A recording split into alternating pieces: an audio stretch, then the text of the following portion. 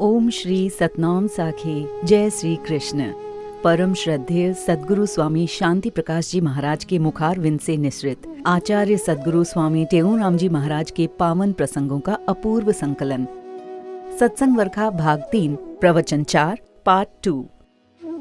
एक बार स्वामी टेऊराम जी महाराज संत मंडली सहित हमारे चक शहर में पधारे।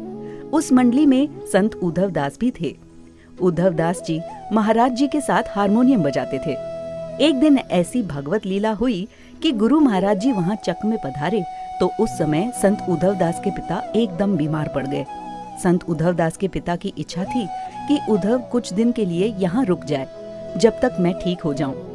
उस समय मैं भी साथ में था। सच करके पूछो तो मेरी भी इच्छा यही थी। जब पिता ने उद्धव दास को रुकने के लिए कहा तो उद्धव दास अपने पिता से कहते हैं कि मैं गुरु महाराज की आज्ञा के बगैर ऐसे कैसे यहाँ रह सकता हूँ। लेकिन पिता का संत उद्धव दास को रुकने के लिए ज्यादा जोर था। आखिर संत उद्धव दास आए सद्गुरु महाराज जी के पास। आकर प्रार्थना करने लगे कि साईं, मेरे बाबा अत्यंत अस्वस्थ हैं और मुझसे कह रहे हैं कि कुछ दिनों के लिए यहाँ रुक जाओ। उन्हें कोई दूसरा पुत्र भी नहीं है। यदि आपकी आज्ञा हो तो मैं यहाँ कुछ दिनों के लिए रुक जाऊं। महाराज जी को संत उद्धव दास का बाजा बजाना अच्छा लगता था और उस समय कोई बजाने वाला दूसरा भी नहीं था। तब गुरु महाराज जी संत उद्धव दास से क्या कहते हैं कि भाई, आपके रुकने का कारण है कि आपके पिताजी बिल्कुल ठीक हो जाएं, इसलिए ना। सो आपके पिता के ठीक होने की जिम्मेदारी हमारे ऊपर है। अतः आप इसके लिए कोई चिंता न करें। आपके पिताजी ठीक हो जाएंगे। बाकी आप जैसे संतों के साथ आए हो वैसे ही साथ चले चलो। अब भगवत कृपा से जितने दिन शेष महाराज जी वहाँ चक में विराजमान रहे, उसी बीच में ही उनके पिता एकदम ठीक ठाक हो गए और महाराज जी का आशीर्वाद लेने सत्संग में आए। इसलिए भाई, संतों की वाणी कभी भी व्यर्थ नहीं होती। संतों की वाणी में पूरी शक्ति होती है। अगर विश्वास हो तो काम हो जाता है।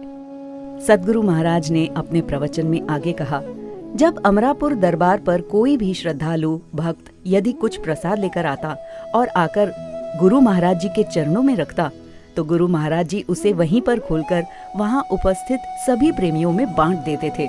कोई भी हो, सबको समान रूप से देते थे। प्रेमी कहते कि महाराज जी, ये आपके लिए प्रसाद आया है, इसे आप ही खाएं। औरों के लिए तो बहुत कुछ है, ये विशेष आपके लिए है, इसे आप ही रखें। तब हमारे गुरु महाराज जी क्या कहते, छुप के खाना छाई पाना, दिखा के खाना धूड़ पाना, बांट के खाना सुख पाना। इसलिए गुरु महाराज जी ने कभी भी अपने जीवन में छुप कर के कोई काम नहीं किया। जो भी किया सबके सामने किया। अरे भाई, कुछ त्याग करने के सिवाय ऐसे ही कोई ऊंचा नहीं होता। महाराज जी के जीवन में त्याग था, वैराग्य था, मेल मिलाप की भावना थी, सबसे प्रेम का संबंध था। हम भी ऐसे संतों के जीवन से प्रेम की शिक्षा, एक दूसरे से मेल मिलाप की शिक्षा ग्रहण करके अपना कल्याण करें। राम कृष्ण भगवान की जय। सतगुरु टेऊराम की जय।